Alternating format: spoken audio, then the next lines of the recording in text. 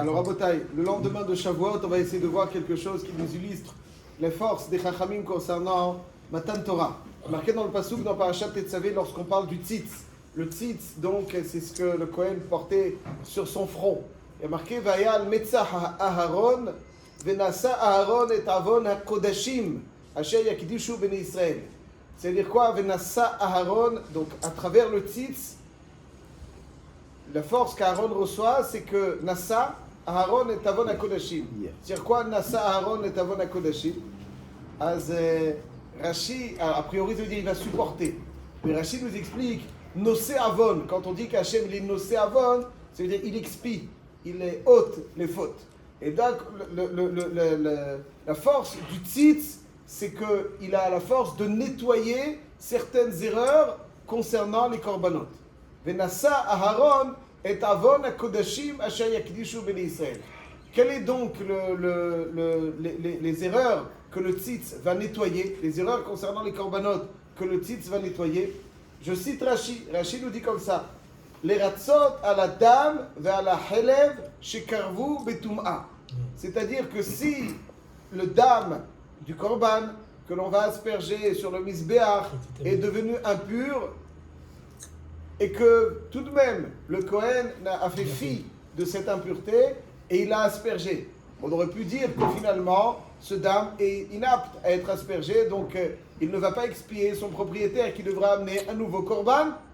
La Torah elle nous dit Venasa Aharon et Avon HaKodashim, et comme dit Rashi ici dans Parashat Tetzavé, les ratzot à la dame va à la helev shekarvu betum'a. Ça veut dire ça vient faire agréer le dam, le helev, c'est-à-dire même les émourim, c'est les parties du korban qu'on va approcher sur le misbéach, qui vont être agréés malgré qu'ils soient tmeim, malgré qu'ils soient tmeim. Et Rashi poursuit, ça c'est une Gemara dans la Sechet Zvachim, une Gemara dans la Sechet Menachot, il dit Eze avon lo ose, il y a marqué donc c'est lequel erreur que Aaron HaKohen va nettoyer et effacer et donc permettre au korban d'être agréé. Si c'est le avon de pigoul, c'est-à-dire pigoul, c'est quoi? C'est lorsque le Kohen fait le korban avec une mauvaise intention, il a l'intention de le consommer à un mauvais endroit ou à un mauvais moment. Alors, avec Varneemar, lo yiratse, ça veut dire que lorsque le Kohen qui approche un korban a une mauvaise marshava, le tzitz ne va pas nettoyer cette erreur. Lo yiratse, il est marqué dans Chumash Vaikra que le avon du pigoul n'est pas expié sous aucune forme. Donc, lorsqu'on nous dit que Venasa Aaron et Avon HaKodashim, que Aaron HaKohen, par la force de son tzitz, va nettoyer et rendre le korban kasher, ça ne peut pas s'agir du pigoul. Parce que le pigoul, à son sujet, il y a marqué lo yiratse. De même, ça n'est pas du avon du notar. Donc, finalement, on ne parle même pas du Kohen qui a offert le korban impur. On parle du korban, quand il y a marqué Avon HaKodashim, Venasa Aaron et Avon HaKodashim, le Avon HaKodashim, donc forcément, ça ne peut pas être notar, ça ne peut pas être pigoul, ça ne peut pas être le Kohen qui est makriv betum'a, parce qu'il y a, donc il y a marqué, parce qu'il y a marqué Avon HaKodashim. HaKodashim, c'est pas le Kohen, c'est l'objet. Donc ce qui reste, c'est uniquement l'objet, c'est-à-dire le korban qui est tamé. On nous enseigne ici que lorsque Aaron HaKohen, lorsqu'un des Kohanim va asperger le misbéach d'un dame qui est tamé, alors le tzitz va être marchir auto, bien qu'il soit normalement inapte à être aval, le tzitz va être marché auto. Donc on se souviendra, Venasa Aharon et Avon HaKodashim, Aaron HaKohen va rendre agréable et agréer les sangs des korbanot qui sont devenus au préalable tmeim et qu'on n'avait pas le droit d'être aspergé. Finalement, si on l'a fait, il nettoie cette erreur. Ça veut dire que le tzitz, il n'y en avait qu'un seul, avec tous les korbanot qu'il y avait, etc. Oui, mais lorsque Aaron HaKohen portait le tzitz, ça veut dire qu'il tournait dès qu'il y avait non, je ne sais pas s'il tournait. C'est-à-dire le fait même que Aaron HaKohen, il a le tzitz, où qu'il soit, n'importe lequel des moments, la force du tzitz, c'est d'être mératsé. Du fait qu'il est sur la tête, c'était... C'est mératsé. Le fait qu'Aaron HaKohen, il est mératsé. Il a le corps de nettoyer un sang ou des mourim qui sont tmeim, et qu'on a déjà, il est cachériste. Voilà. Il a le force de cachériser le dam ou le émourim qui sont tmeim, qui ont été aspergés. Même s'il ne le porte pas.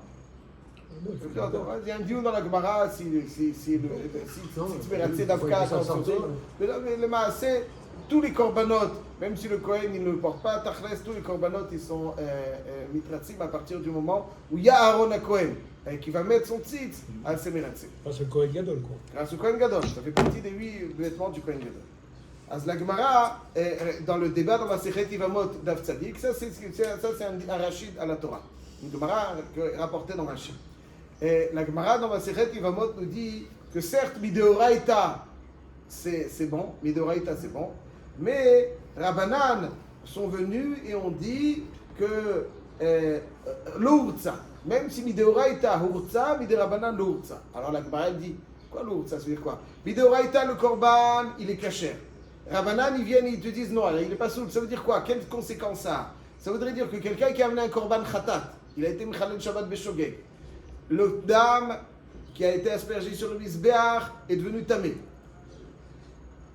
Mideoraita, il est caché. Le korban, donc ça veut dire que son korban khatat est totalement parfait. Rabbanan sont venus dire non, finalement, tu dois rapporter un autre korban, l'ourtsa. On considère. Le premier, c'est le problème sur le premier maintenant. Alors, le premier, il est bon. Le premier était bon. Donc, le deuxième qu'il va rapporter, on ne peut pas amener un korban khatat en tant que nedava. On va amener un korban khatat. J'ai envie d'amener un korban khatat. Ça n'existe pas. Un korban khatat, c'est un devoir. Le fruit d'un devoir. S'il n'y a pas de devoir, le korban, c'est chulin ba'azara. Sur la vie chulin ba'azara.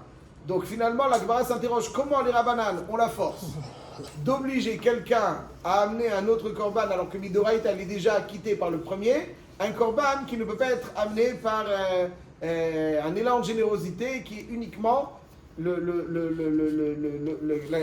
réalisation d'une obligation. Comment ça marche? Comment les rabbanan? Alors la Gemara veut prouver d'ici que on peut être mekayem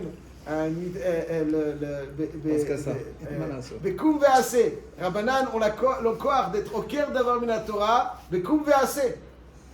La Torah, elle te dit, c'est-à-dire qu'activement, la Torah, elle te dit, tu n'as pas besoin d'amener un autre korban, ce qui était l'avira d'amener un korban chulin ba'azara.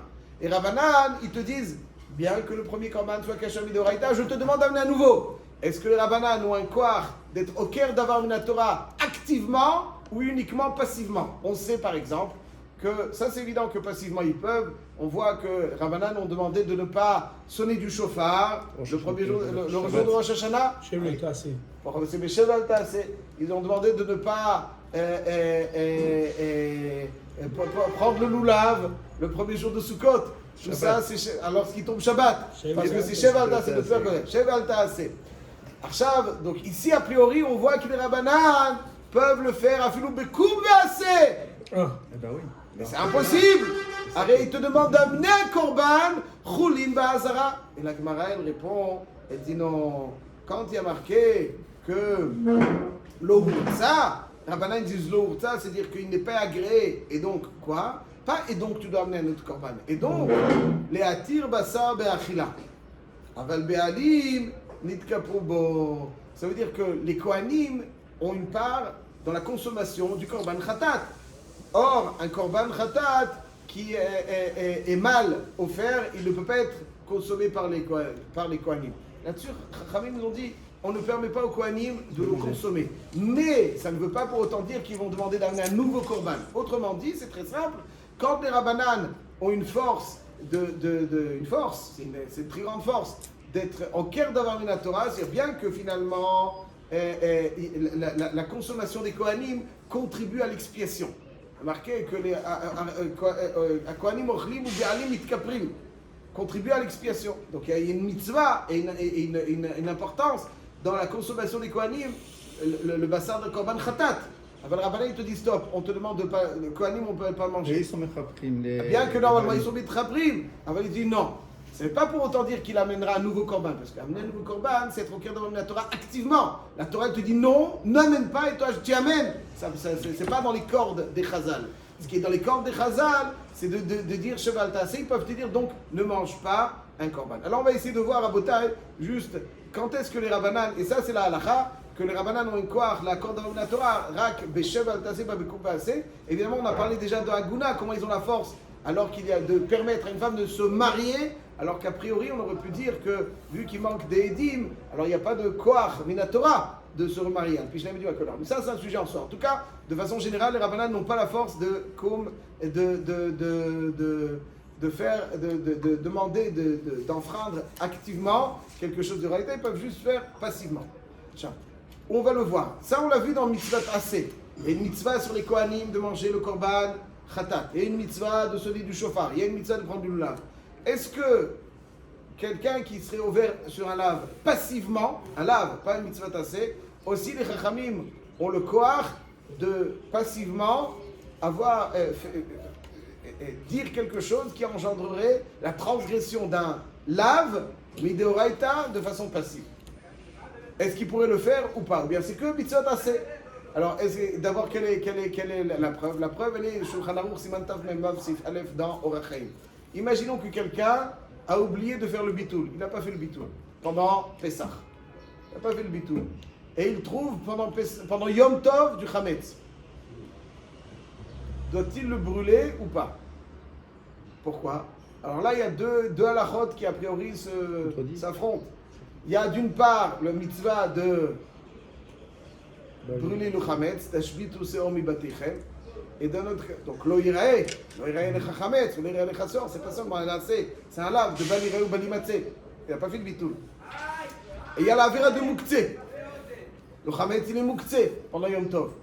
Alors est-ce qu'on va donner préséance à la vera de muktzeh, ou bien muktzeh étant uniquement des rabbanan, on ne va pas enfreindre une avera des rabbanan, on ne va pas offrir le lave de balirae bimkom muktzeh. Le Shulchan Aruch il est posek que même si quelqu'un n'a pas été bevatel le chametz, il ne doit pas le brûler pendant Yom Tov. Bien que, pourquoi? Parce que tu as ouvert un lave de oraita, ça c'est pas un bitul bisod assez. Le muktzeh c'est sur des rabbanan, aval, comme c'est passif. Là-dessus, donc il y a le din et que les Chachamim ont un koach, l'accord d'avoir la Torah, même un lave, Beshev ve'alta. Je donne encore un exemple. Il y a un din dans les Kadashim qu'il faut tout manger, l'autotiru mimenu ad boker. L'autotiru mimenu ad boker. N'est-ce pas? On peut pas, il y a une source de notar. Il y a certaines parties du guide anaché, ce qu'on appelle shamninuto shel guide, c'est-à-dire la graisse du guide, qui est asura que midrabanan. Et Rabbanan, ils ont dit ne la mange pas. Pourtant, si je la mange pas, je suis ouvert sur l'autotirumenu ad boker.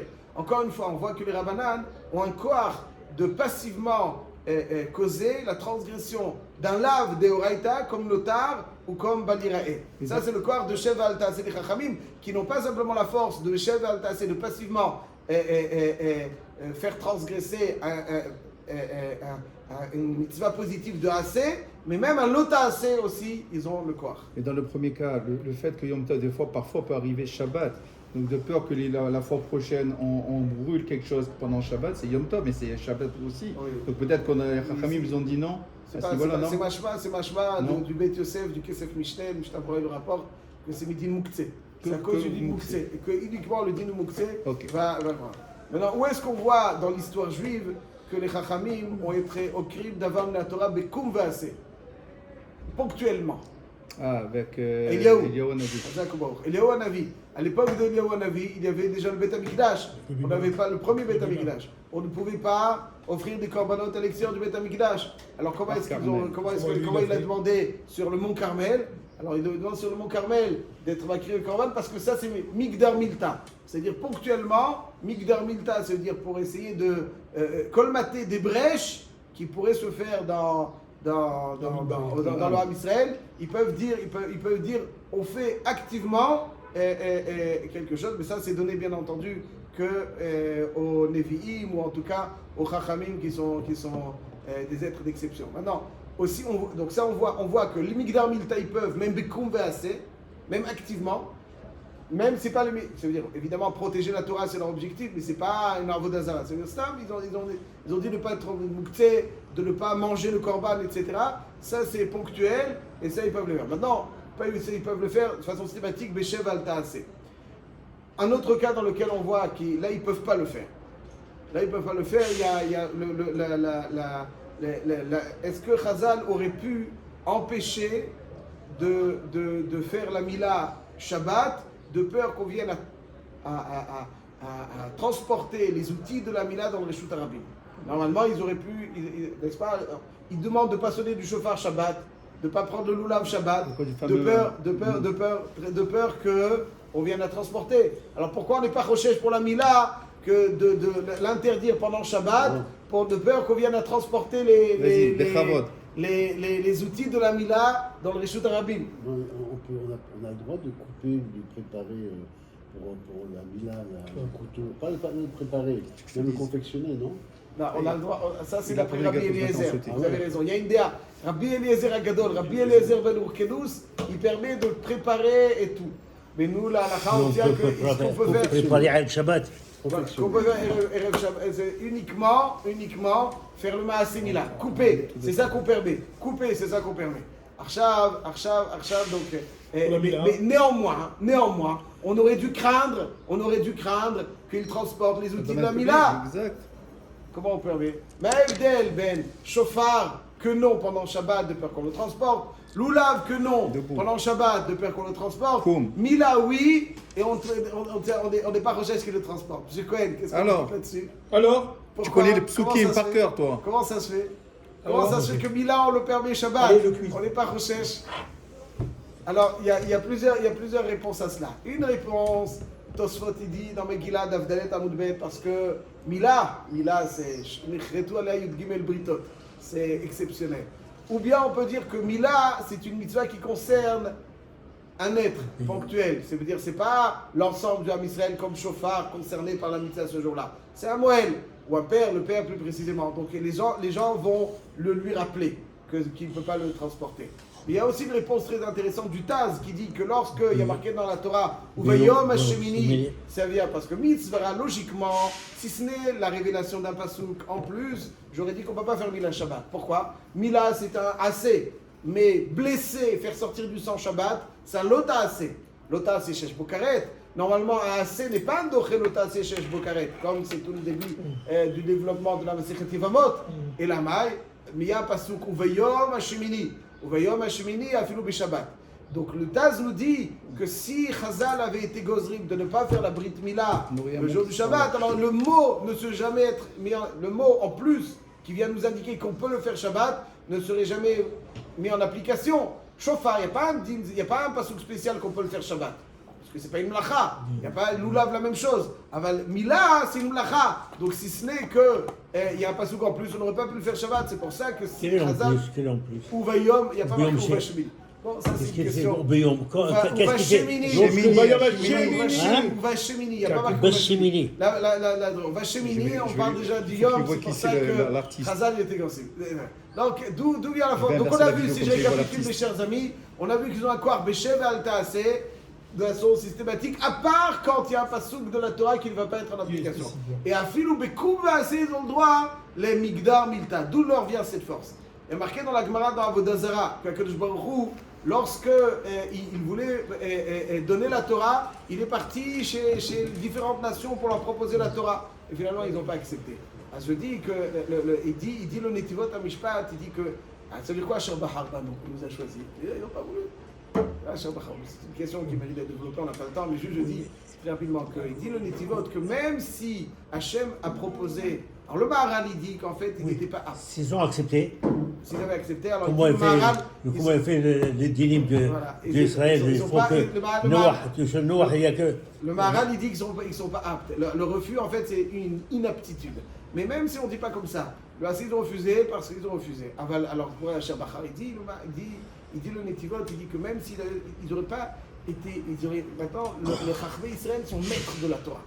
Sont maîtres de la Torah. Hachem leur a donné la Torah. Natan lanu Torah Emet. Comme il a donné la Torah, Azmimei, on est maître de la Torah et les Chachamim ils peuvent décider quand est-ce qu'il faut faire cette mitzvah, quand il ne faut pas faire cette mitzvah. Voilà, ça c'est l'importance des Chachamim qu'il faudrait développer entre Hazan Omaïd Bin Hillel. Chazak Baruch.